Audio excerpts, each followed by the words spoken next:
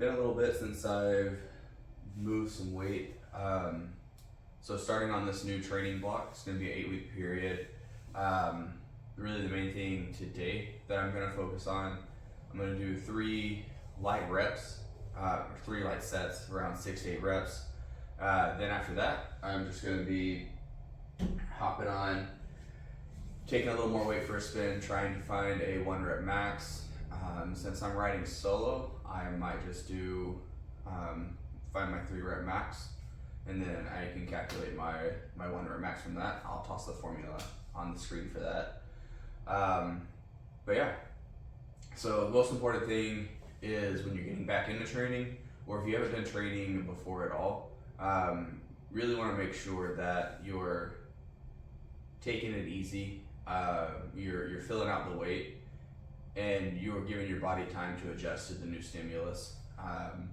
If you go in too heavy, too much, if you're new to it, you're just going to be too sore, and it's going to be really demotivating. But also, if it's been a while, you're going to be really sore, and you might have this mindset of, oh yeah, I used to be able to do those numbers, and it's really easy to hurt yourself. So it's really important to just pace yourself as you're getting back into it, or if you're doing it for the first time. So just going to be going in, doing 6 to 8 light reps here.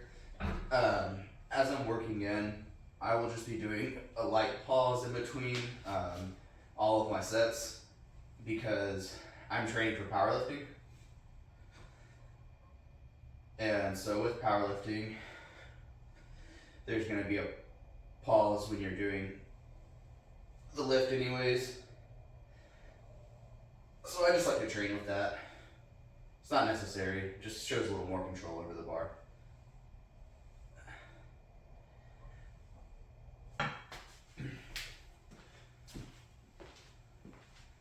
And I think it goes probably without being said, but lightweight is relative to each person. I typically start off with 135 as my warm up, so 45 pounds on a 45 pound bar. And if you're new to bench, it might be really great to start out with just the bar. And get that feeling out. 135 is just my go-to warm up. So definitely don't base any of your numbers off of anything I'm doing. I'm by no means the strongest person, but I have been lifting weights since I was 11 years old. So it's about 17 years of experience so far that I have. I've learned a lot, and I do have a lot of muscle memory that I've built up. So it's easier for me to jump back in. So since this is a strength building, we are going to be taking a little bit longer between steps. Ideally, you're going to be somewhere between 2 to 3 minutes. That gives basically as much time as you need for your muscles to recover from the last set, so that way you can resume your peak performance. And yeah, so I try to give that full 2 to 3 minutes. Sometimes I can be a bit impatient because I just want to go ahead and kind of work quickly. But if you're training for strength, it's better to give yourself that 2 or 3 minutes. Or if you're wanting to train more for physique, appearance, bodybuilding, split style, then you can definitely keep it shorter, around 60 seconds between sets, to help with the muscle building and volume size of things rather than just strength.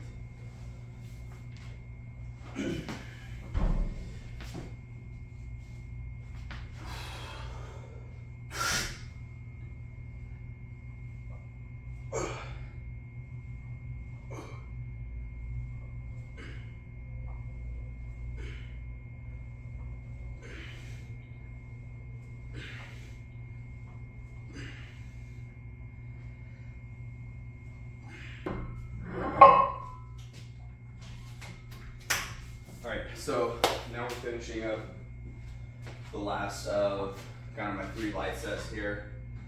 So that was 155 and a half on the bar there. Gonna go ahead and bump it up to 185. That was still pretty good. So one of the things that I'm focusing on is, especially while we're doing lighter weight, coming down slow and controlled and exploding back up. We want to make sure, that slow, bringing it down, controlled with a pause, and then explode back up in a controlled way. Really great movement, help you feel it in your chest. And anytime that you go slow on the down and fast on the up, it's just the down is where you're really creating those muscle tears, and you're really allowing yourself to grow. So after this 185, I'm gonna start pacing up. I did a competition where I got my last powerlifting competition in July. I got up to in the 289 or 290s. Everything's in kilograms at powerlifting competitions, so you'll kind of have some weird numbers. I don't think I'm gonna go near that high today, just because I haven't been lifting for the past couple months. We've been in the process of moving, so the garage has been super messy with kind of everything in the garage as we're getting ready to sell our house. But I'm gonna start working up from here. After this, depending on how this feels, I'll either throw 205 on or 225. We'll just kind of go and feel. I want to make sure, like I said, taking it slow, everything's feeling good, and then kind of go from there.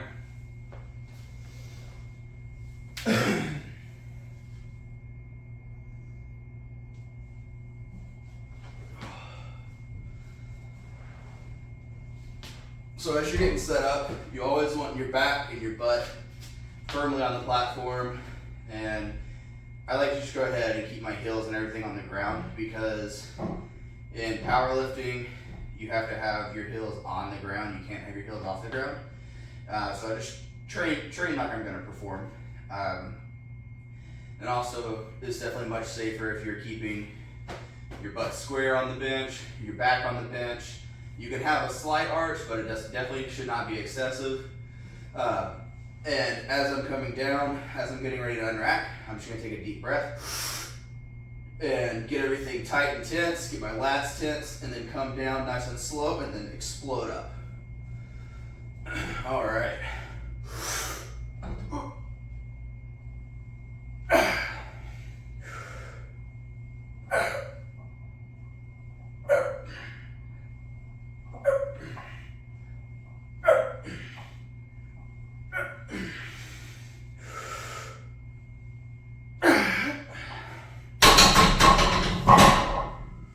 Just gonna be doing 6 this time. Body's feeling good, body's feeling warm, but don't want to get too much fatigue as I'm going for that top end 1 to 3 rep max. So that felt good. Not feeling any pain anywhere. So chest, shoulders, wrists, elbows, everything's feeling pretty good. So I'm gonna take a little slow here. I'm gonna go ahead and pace up. Just put a 10 on either side. So we'll make it 205. So one thing you probably notice is, of course I don't have everything in a home gym that I would have, but, or that, that I would have access to in a commercial gym. But never have to wait my turn, and never have to worry about that one guy that's doing curls in the squat rack. I can be that guy, but no one's waiting on me. So really the biggest thing for me here is that, I have mostly everything I need. One thing you'll notice is I don't have any 35s. I have 45s, 5s, 2.5s, 10s, and 25s. I really agree with Chris Steffen on this, that 35 is really useless because you have 25s and 10s, so you can always make a 35 if you need to. And 35s just cost money and you're not getting a ton of value out of it, I would say. So if you're looking at building a home gym or anything like that, I would say spend your money on 45s and then, you know, get yourself one pair of 25s, a pair of 10s, and then I've noticed having a few sets of 5s. So I right now I have 2 sets of 5s. I find that really helpful. So yeah, that's kind of just my tip that I've found. I've had my home gym for about a year now. And you know, it's been really awesome. And I would say, you know, the biggest thing really when you're building it is just take your time. I know personally, like, you get excited, you just want to buy everything, you know, all at once. I've really been able to take my time and accumulate this, and got a lot of stuff on Facebook Marketplace. The only thing that I bought brand new was the bar, and technically the rack, but the rack I bought, there's a local equipment dealer called Fringe Sport. We'll continue to talk after the set. Don't want to take too long of a rest.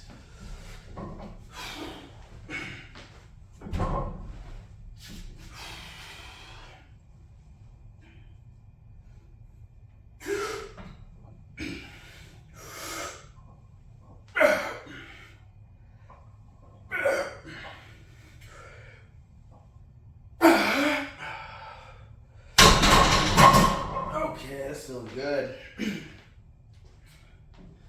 So, we'll definitely go ahead, pop up to 225 from here, throw another plate on.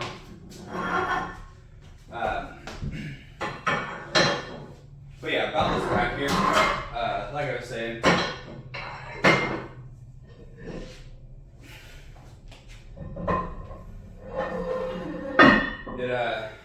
there's a local equipment supplier, and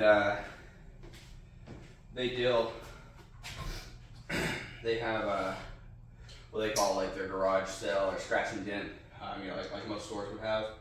So this was a return. The only thing wrong with it was this hole right here just wasn't cut out all the way. So I got this whole rack for, I don't know, like $200 or $300, a fraction of the price because no one wanted it. But I also, because it was a scratch and dent section, I didn't have to pay full price for it because I just wanted a wall mounted half rack. But no one was really selling that. They call it the Franken rig when they built it, when they, you know, put it on the receipt for me. So it's kind of just like a specialty rig that I created to fit my needs, which really convenient, cheap. Basically, got it at a fraction of the price and got exactly what I wanted. So, that being said, don't be afraid to take your time. Don't be afraid to look on Facebook Marketplace. You know, weight is weight, so don't get stressed about your plate. Your plate's looking pretty.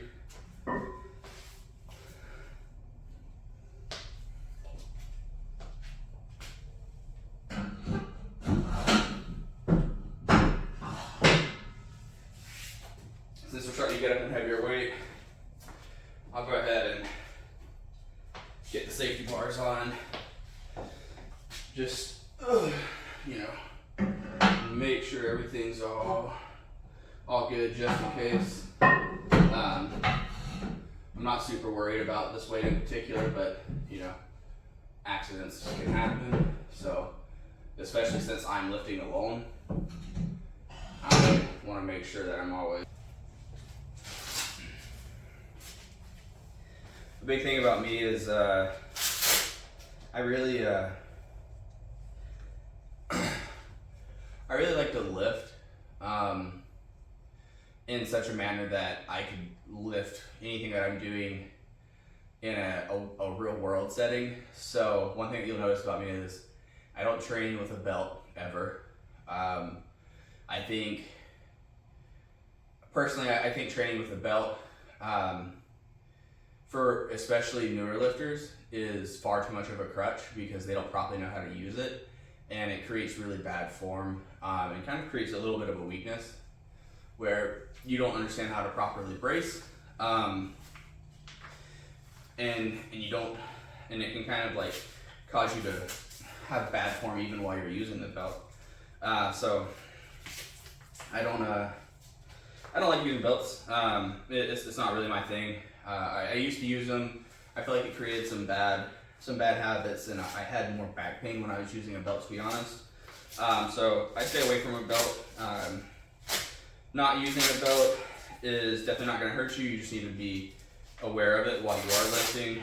Make sure you're bracing properly, and your core strength, it'll build up accordingly to be able to support you without a belt.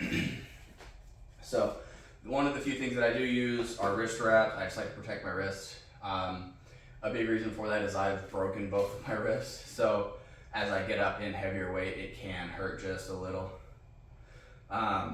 So from here on out, I haven't decided if I'm gonna go like in sets of 3 or 1 rep yet. So I'll kind of play it as I'm going, as I'm lifting this. But let's go ahead and take a first spin. Let's see how it's feeling. So again, getting everything tight, getting my back dug into the bench, getting my lats engaged, and then I'll go ahead and get ready for that lift off. 1, 2, 3.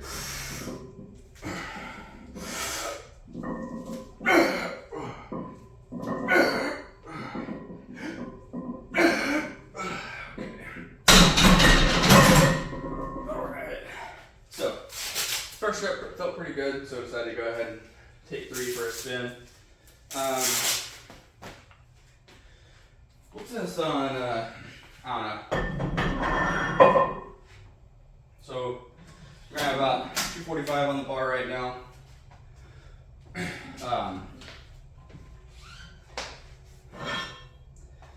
And, you know, it might kind of seem like I don't have that much of a plan going in, and I do. I think a lot of really, it's really important, like, even if you do have a written plan, I think that's where having, you know, either a lot of background in lifting like I do, or having some kind of advocate for you that helps, you know, like a trainer, being able to help you navigate of when to listen to your body and when to push a little bit. That's something that really comes with time, to know that limit, and especially as you're newer and you're getting on the journey, it can be really difficult to know those boundaries, and that's where having a trainer on your side can really help, because 1, it can prevent you from getting injured, but 2, it can help you walk that boundary on your own, or it can someone can help guide you down that boundary, so that way you learn that skill in the future, because the only way that you're ever going to know is, if you're not super confident going into it, you go and do it, and then it helps you with that mental block. But yeah, so I'd say there's definitely days, you know, where not every single workout is going to be a grand slam, right? But there are going to be times where there are days that you have a lot more in the tank than you realize. And you have to really be able to push through that to understand if it's just mental, or if there's like a muscular strain or something like that, then you might need to pull back a little bit. So really a big part of training is just learning how to listen to your body, and also learning when to ignore it. It might sound kind of funny, but yeah, that's just one thing that I think is really important.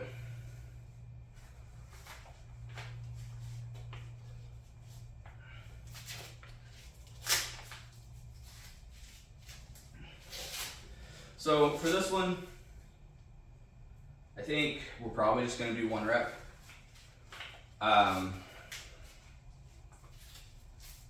Yeah, just going to do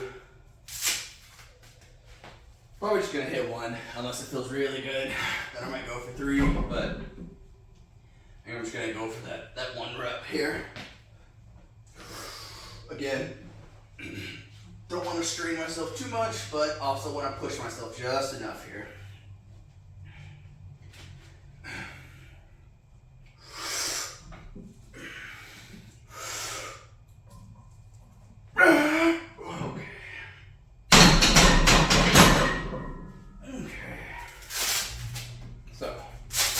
Pretty good. Yeah, I'll go up a little bit more. Just a little bit more there.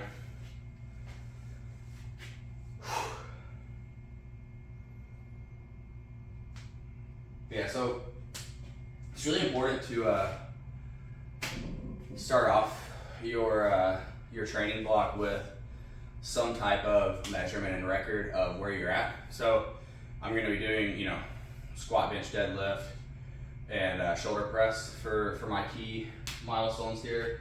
The reason that record is important, one, if you don't know some type of max or have some type of record, then you're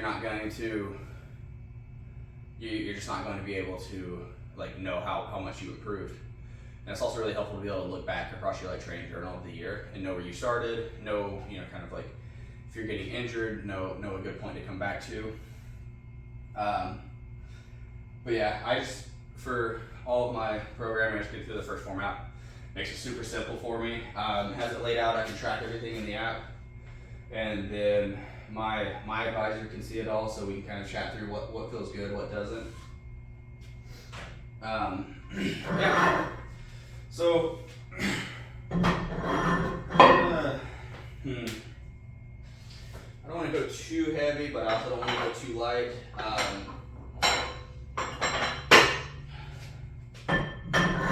Plus 5 on for right now.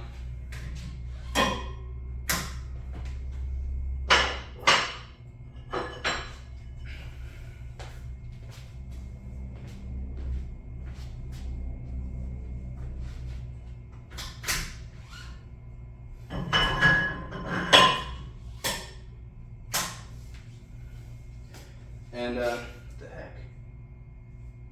Started bleeding out of nowhere, man.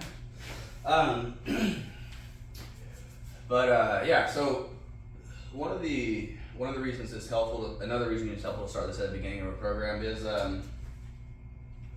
it's going to help me kind of base all of my percentages going forward from here. So that way I can kind of be knowing how many reps I have in reserve, and knowing how much I can push it, and then at the end of this 8-week block, I can see how much strength I've gained. So, goals for this block. Let's talk about that real quick while I'm taking a bit of a rest. So, goals for this block: 1, I want to gain strength. 2, I want to lose fat. Simple and probably similar goal to most people, right? Those 2 things can actually be kind of hard. Especially if you're doing any kind of crash dieting. That's why it's really important to focus on protein and focus on your calories. So making sure that I'm hitting my protein goal. So my protein goal is going to be 250 grams. Currently I'm sitting around 270 body weight, and my goal body weight is around 200. So I've got about another 70 pounds to lose. I started this year at 319 pounds though. So I'm down around 50 pounds right now. So big goals, I know, but yeah, I want to continue to drop body fat. So one of the things is I'm going to be doing strength bearing exercise, but I'm also going to be adding in about 45 minutes of cardio every day. It'll probably be on the bike over here. Sit down, and as I'm on the bike, go ahead and work on schoolwork. So I'm working on becoming a certified personal trainer as well. And so that way, I'm hoping I can I know what it's like to be a chunky dude. So I want to help other people, achieve the goals that they want to achieve. Whether it's just gain strength, lose a little weight, or like me, be a better dad where it's not hard for you to get up and down on the floor. But yeah, so those are my goals. I'm gonna track everything through the app that I use, which is the first format. And right now it's an 8-week training cycle, which is perfect because the First Form Transformation Challenge just started. So that's gonna be perfect because that allows me to, you know, have this really hyper-focused block where I'm gonna be looking for strength results, but I'm also gonna be looking for some weight loss results. So super pumped for this challenge. It's the fall challenge, it's my favorite one of the year. I think it's just the coolest thing because I get to start off my new year ahead of everyone else. Everyone else, you know, a lot of people wait till January 1st. They gain a ton of weight through the holidays, through Thanksgiving, you know, Halloween, December. But I want to come in looking better than I've looked in a really long time, and go into the year with a huge win. So that's my goal from this challenge. Is, you know, I think it's pretty reasonable for me to lose about 35 pounds this challenge, if not just a little more. It might seem a little aggressive, but I have a lot of excess weight to lose, and I'm hyper focused right now, and I'm just here to put in the work. That being said, though, I am going to be hitting my calories. I'm not going to be starving myself. I'm going to be consuming around 2,200 calories a day and still able to lose that weight because focused on protein and calories. Those are the two most important things. But yeah.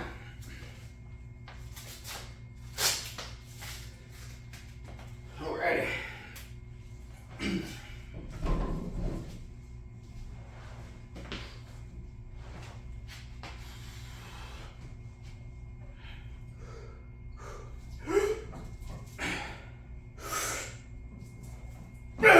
Oh yeah, that was felt good. Nice and smooth. I'm gonna go up a little bit higher than I was planning on today, I think. I was thinking I might stop there, but I don't know. I felt pretty good. Let's it's gonna be a bit of a jump, that's okay. Let's toss on a 25. Get up to 275 on the bar here.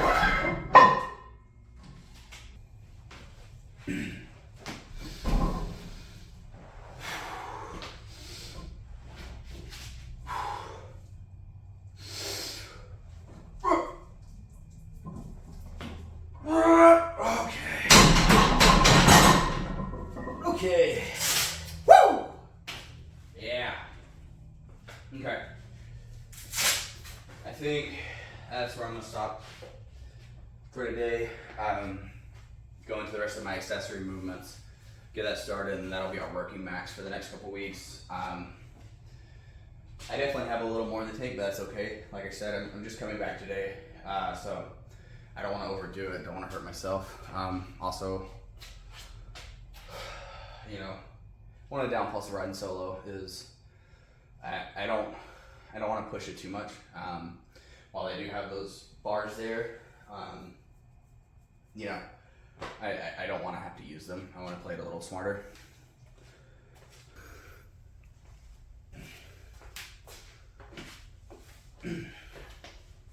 All right, so dumbbell bench. Next, 5 sets of 10. These are some power blocks. So they're adjustable dumbbells. They're honestly not my favorite thing in the world. Not a huge fan of the cage, but I got a good deal on them on Facebook Marketplace. I needed some dumbbells. They're compact. They get the job done. At the end of the day, weight is weight. You know, just get the job done. Don't use it as a reason not to start. Fine. You know, make do with what you can make do with. For these, staying light, around 40 pounds today. And main thing I'm doing is squeezing my chest at the top here. Coming in at a slight angle.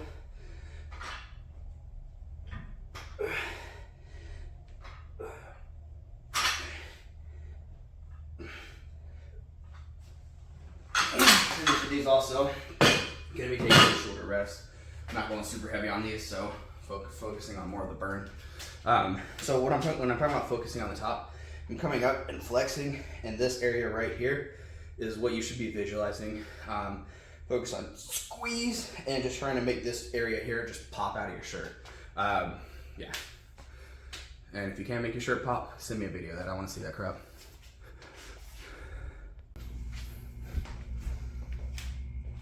All right. Next accessory, cable flies. So for a home gym, This here is one of my favorite things. I think it's called, FitBeast, but it's just a very simple pulley system. It allows me to get in a lot of my extra accessory movements. So I just got it loaded with 60 pounds here. Gonna do 3 sets of 10. Again, on the accessories, we're gonna keep those rests short. I'm gonna keep it somewhere between 30 to 60 seconds between. But yeah, just going wide and exploding out, slow back in.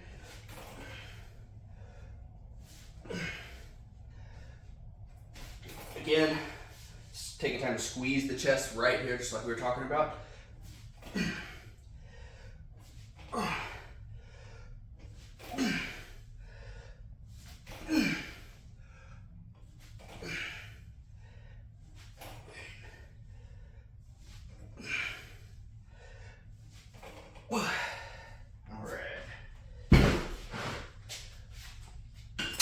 So just going out, squeeze, really focusing on the squeeze is the most important thing here. All right, last movement for today. Gonna do some face pulls here, 35 pounds. Gonna do 5 by 10. So as we're working on this, pull to my face, squeeze, release, squeeze.